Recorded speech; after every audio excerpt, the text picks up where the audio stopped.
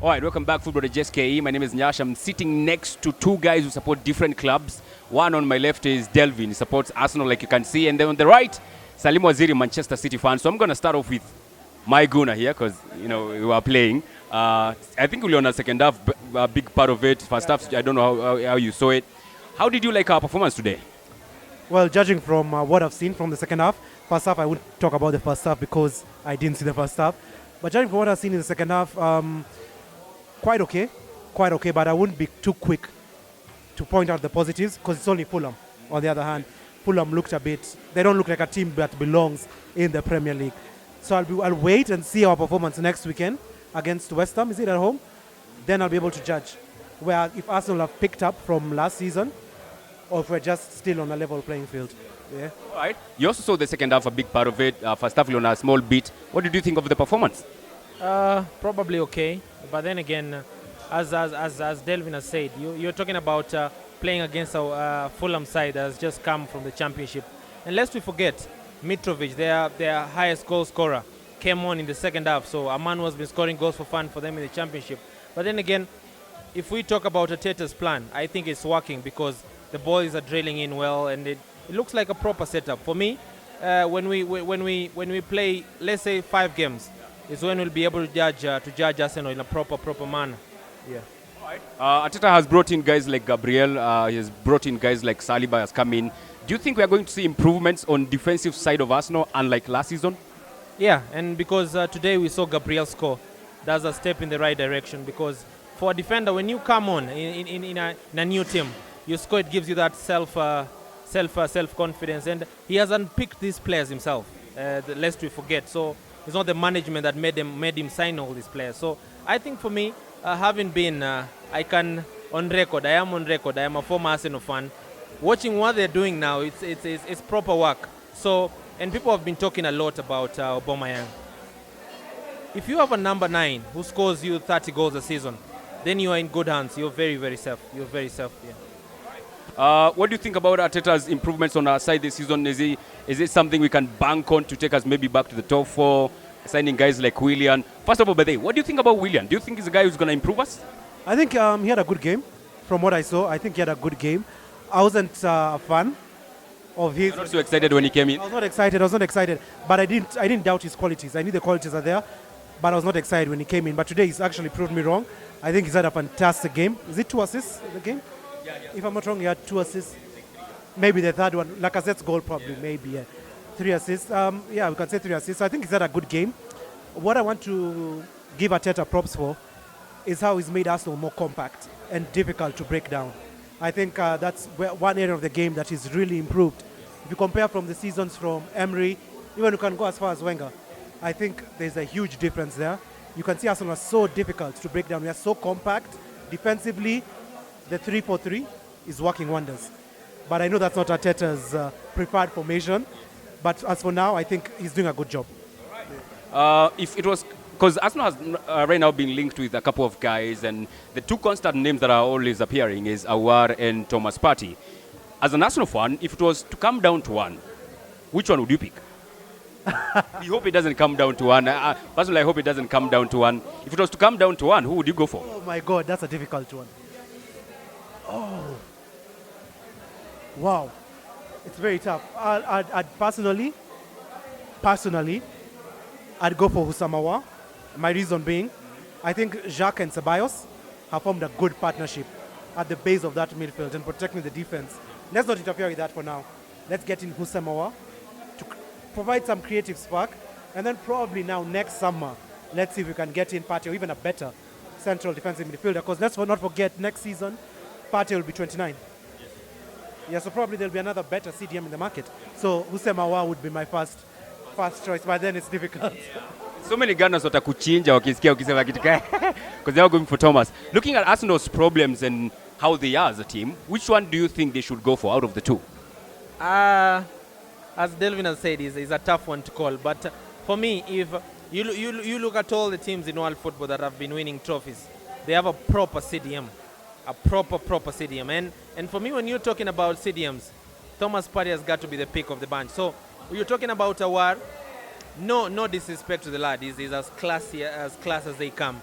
But you need someone that, if David Luiz starts doing his Cartoon Network stuff, you need someone in front of him who can protect and shield all his problems. But then again, I will go for Thomas Partey because for the reason that he will make the entire backline look good. You see what he does at Atletico. But as a fan, that's why I was saying Pep Guardiola should go for Aouar because the lad is as silky as they come. He can do anything with the ball.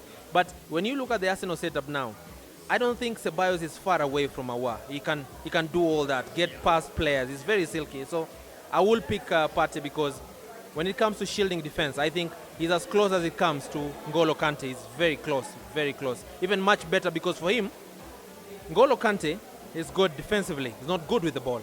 I think Partey is the best of both worlds. He can play and he can tackle. Yeah. So, holistically, this season, who do you think will be like the one player to watch out for at Arsenal for you as a rival? Besides Aubameyang. In the Arsenal team, I will go for Saliba because I've watched a couple. He was at Weda. Was it what? Yeah. What he does with the ball is a lad that at his age is calm way beyond his years. And when you have such a defender that is calm like Thiago Silva, then you have a chance of going all the way because most teams that have been winning titles, you find that they have a Ramos at the back, they have a Thiago Silva at the back. And I think for me, Saliba, give him a couple of games. The right is up there with the very best because I've never seen a player who is so sure with his tackles the way Saliba is. When he goes for a tackle, he knows he's winning the ball. He's right out, he's winning the ball. That's the beauty about the guy. So I will go for Saliba. And then again, if my man, Mesut Ozil is given games, that guy, there's no better number 10 in the world than Mesut Ozil. I didn't hear you say Pepe. You're thinking he's going to pick up from last season? He will pick up because Pepe, for me, I think he just brings out the best of Lacazette and Aubameyang because he adds that spice because he can cut in and carve all those balls. But I think for me, I've got to pick. If Mesut Ozil is given more games, let's be honest, there's no better number 10. That's why Cristiano Ronaldo wanted to take his own wages and his own salary so that Mesut Ozil could stay at Real Madrid. That's how good the lad is. That's how good he is. Cool. You as an Arsenal fan, who are you looking forward to most to watching this season? I don't know going about Mesut Ozil, to be fair enough. He's reminding me about Mesut Ozil, and I agree with him. On his day, on form, I think the only probably the number 10 that can rival him right now is De Bruyne. I don't think there's any other number 10 that can rival Ozil on his day. But for me, I'll go for Nicolas Pepe. That's my guy. And this season, he's going to get, this season, 10 plus goals, 10 plus assists. Cool, great. So now let's look at the finishes. Hypothetically, yeah? Come May 23rd, who do you think will be the top 4? Who will win it and who will win it? Of course, this is subject, of course, to some few signings being made and blah, blah, blah. But the way things are right now, who do you think will be in the top 4? Don't slaughter me. I think he already knows my top 4. Let's make it top 6. Let's just keep it at 4.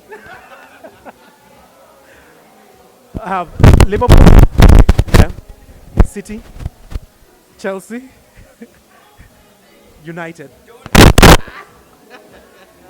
I don't think we are there yet. We are work in progress and we're getting there. And if things go right, if the board back Arteta rightfully, we'll surpass United, definitely. Because United right now, it's like a truck that has just stopped. They're packed. There's nothing they're doing. Van de Beek and then, okay, where from there? And let's not forget, let me just remind United fans, let me look into the camera. They keep on going about, oh, we finished third. Let me remind you, you had 66 points. The season before, you were 6th on 68 points. 6 on 68. Let's put that in context there. So, you didn't get any better. The teams that were above you got worse. So stop yapping about finishing third. You are 66 points. So that makes no sense at all. Yeah. Have you had that? Yeah. So United right now, as I say, it's like a bus that has stalled. But if they can add in, they've got in Van de Beek, quality player. If Jadon Sancho comes in, he'll add more to that attack that I think is already quite good. Their problem is at the back. And I don't see them fixing that. And if they don't fix that, then Arsenal and United will go toe-to-toe for 4th spot. Yeah. All right. So who do you think will be in the top 4 this season? I'm probably going for City. Winning it? Yeah, they are winning it. And then I'm going for Liverpool. Then I'm going for Manchester United. And then I'm going for Chelsea. And then Arsenal 5th. Arsenal 5th. But to Beba Europa? Yeah, I think they will if they get there because, as again Delvin has said, most of these teams are work in progress. If you look at Manchester United, there's nothing special they're doing. They keep on talking all this hype, but then again, they're not signing players that will add more muscle into the team. Because for me, you're talking about a Martial. This is not a number 9 that you're guaranteed will get you 20 goals a season. For you to win titles, you need an Aguero. You need all these players that you guarantee the Aubameyangs of this world. So I think for me, I'm going for City because, again, lest we forget, Pep Guardiola has realized there's no need of signing similar players. Let's say 3 or 4 similar players. As again Delvin has said, they have signed Van de Beek. Van de Beek is more similar to Fernandes and Pogba of this world. So you've got to add something different. If you look at Man City, he has just replaced Sané with Ferran Torres. He has gone at the back with Nathan Ake, and that's where our biggest problem was. Because if you look at Man City as a 11, there's no better 11 in world football than Man City. So if we have strengthened the center back, and now it's just a matter of if you get all these players taken. Because for an Aguero, season in, season out, you're guaranteed 18 plus goals a season when he stays fit. Because he came on when he was injured, and he was almost 12, 13 goals closer to Vardy, and he was injured at some point. So if you get him fit, you let him stay fit, trust you me, you're in the thick of the conversation. All right. Okay. Can I add on to that? I think City, if they can improve on they're so inconsistent. Like, they are good on paper, the best team in the league. You can't compare another team with them on paper. But City, my issue with City is today they might be playing a team like, for example, a West Ham away from home. A game you expect them to win. And they just go and blow it. And that's why the inconsistency is a bit wanting for me. But they're good. Quality, they're the best. You know, our biggest problem, once Emre Laporte got injured, most teams realized you cannot play through the Bernardo Silvas and the Rodris and the Kevin De Bruynes. You just play that ball long. That's where most teams hurt us, because if you look at Man U, they never bypassed us in the midfield. They never tiki-taka us in the midfield. All they manage to do is you get this long ball, let someone who is good technically play long to Rashford or whoever it is, and then you're in. Because for Man City, they get a proper backline with a Koulibaly, a Nathan Ake, and Emre Laporte with the pace of Walker and Mendy. There is no way that long ball will hurt them. There is no way. So most teams realized once you bypass Man City's midfield, you don't, because there's no better team in Premier League that can tiki-taka Man City, just play that long ball. Once they even Wolves, we were leading. They played that long ball to Adama Traore, and we were hurt because in our centre-back, you had all these players, the John Stones and the Otamendi's that weren't as comfortable pace-wise and on the ball that like the way Laporte is. So if we get all these players we want, let's be honest, there is no team. Because for Liverpool, they were consistent, yes. But you look at Van Dijk recovering, world-class. You look at Joe Gomez recovering, he's world-class. You look at Trent and the Robertson recovering, he's world-class. So you ask yourself, what if some of these players get injured? And there's no all that recovery, because we have seen, if Van Dijk plays with Matip, there's a lot of trouble at the back because both of them cannot recover at the same time. So we get a City that has 2 centre-backs that can recover like Emre Laporte, because Nathan Ake is as quick as they get. Then they're in the conversation. You cannot write them off. Right. So that's the top side of things. Bottom side of things, who do you think will be the 3 to go down? Delvin was bashing me on this one, but I think yeah, he was on my side. I think today, if Fulham's performance is anything to go by, they have no bite at all. Let's wait till you see Leeds United. They are a proper side. I think I'm going for Crystal Palace. Have been very lucky, season in, season out. Crystal Palace, West Brom, yeah, it's okay. It's okay. We have seen what they can do. Crystal Palace, West Brom, and then I'm going for Fulham because, yeah. Okay, you, Delvin, what do you think? Yeah, I agree with him. Fulham, West Brom. Fulham, first of all, definitely going down. Yeah. With that performance, they're definitely going down. West Brom, I agree with him on that. West Brom as well. Now the third team, I won't go for Palace. I'll go for Aston Villa. Aston Villa, I think last season they were lucky. I think this season they're going down. Yeah? I actually think for me also I would put in Aston Villa as one of the teams that are going to go down. I haven't felt their business in the transfer market. They haven't done much, and last season waliponyoka chupu chupu.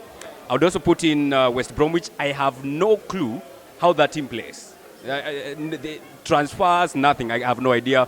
Then I would put in maybe Fulham after today because they have just been poor. They've just been poor. All right, let's move on. Who do you think will be the surprise package this season? This one was, I think, Everton. When you look at the players they've signed, you look at Andre Gomes, you look at someone like James Rodriguez, Abdoulaye Doucouré, and you look at Alan from Napoli. These are players that they have been there. They know when it comes to the 11th hour what you're supposed to do. We saw Abdoulaye Doucouré was too good that he had to be pushed forward rather than play as a CDM because that's the quality brings into a team. So I think for me, but signing players is a different thing. Getting the balance right when you sign them is a completely different thing. So I think for me, if Everton can get it right, because lest we forget, they have lads like Rieri Mina, Delvin's favorite defender. These are players that have been there. You know they can score goals for you. You saw what he did with Colombia in the 2018 Russia World Cup. He's a proper defender. So if Carlo Ancelotti, enough respect to him because he has almost won everything around the world with all the teams he has been with. So if Everton can get it right, I think forget about the walls of this world. Everton are a proper team. They are a proper team. Maybe the surprise package. All right. What do you think? Will it be Everton? Will it be something else? Everything right now tells me Everton, given the signings they've made. And I want to pick up on something Jose Mourinho said during his press conference. Let's not look at the signings they have made. The best signing that has come into Everton is Carlo Ancelotti. And you can see what the players is bringing in, the philosophy he has, and the goals and the objectives he has for the Everton side. And he said during his press conference, his goal is to be competing for the title and for challenging for top four. And with a manager, when you have a manager with so much belief, coming out for a team that has been finishing mid-table, coming out and saying that, it tells you a lot. It tells you that the board are backing him first and foremost, and they're going to give him time to implement his philosophy in the team. So I think Everton, outside the top six, I think they have the best team, especially that midfield of theirs. There's midfield especially, I think it can compete with the Spurs, the Arsenal midfield, it can go toe-to-toe with their midfield. Yeah, so I think Everton will be the surprise package. Right. Now, one thing is for sure, by maybe November, someone will have been fired. That is always inevitable, right? So who do you think will be the first person to face the sack? Delvin is laughing. I think for me, it's Roman Abramovich as I'm looking forward to that one. No, Roman Abramovich is simply trying to buy the title, like he has done with the eras of the Decos, the likes of the Meireles, the Drogbas of this world. So I think for me, if Lampard doesn't get it right, because he has brought a lot of players that these lads have been playing different leagues. Let's be honest. So that compatibility has got to take time. And Roman Abramovich doesn't, because as much as you're the coach, he calls all the shots. Lest we forget, he calls all the shots. So if Lampard doesn't get it right, because he has spent all over 100 now. It's over 100 and it's over 100 million pounds. So if you don't deliver, and you are a Lampard, because if you are an Ancelotti, he will want to give you time because you've been around, you know how it works. Lampard has not been around for a long time. He's not like someone who has won trophies anywhere. So that's the reason why I think if he doesn't deliver, because you have all this hype, you've brought in all these players that you've said they are the best, because for what Abramovich does, he sets you up. He lets you pick the players by yourself so that you don't have excuses later. So if in the next 3 months, if Lampard starts coming up with excuses, trust him, he'll be told to go and take care of his cattle at home.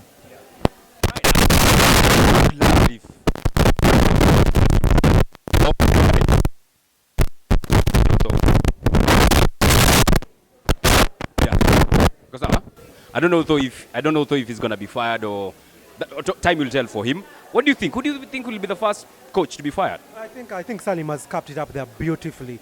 Knowing Abramovich, he's ruthless. And if Lampard finds himself 10 to 15 points behind the top two, City and Liverpool, come November, December, I think he's gone. I think it's gone because I think Abramovich right now, as Salim said, he lets you pick your players. He'll give you the money, you spend the money on what the players you want, so that later on there is no excuse that you didn't have A, B, C, D. So Lampard's throat right now is on the line, and there's so much pressure on Chelsea because every rival fan is waiting for Monday to see how Chelsea, with their players they've signed, are going to perform. If they don't put in a performance there from game one, pressure is on. Pressure is on. All right. I think, gentlemen, that's all I have to talk to you about. Thank you so much for coming through. I'll be seeing you some other time. Cool.